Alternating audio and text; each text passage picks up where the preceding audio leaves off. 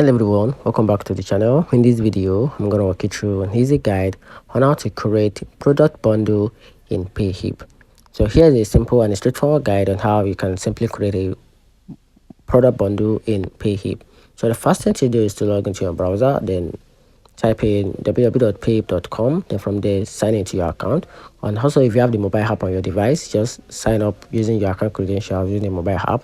Then on the dashboard, click the product from the top menu, then click add product button, then select bundle, then enter your bundle name, which is, and also your description, and upload a cover image of your bundles. And under product is in bundle, click add product and select the individual digital product you've already uploaded to include in this bundle.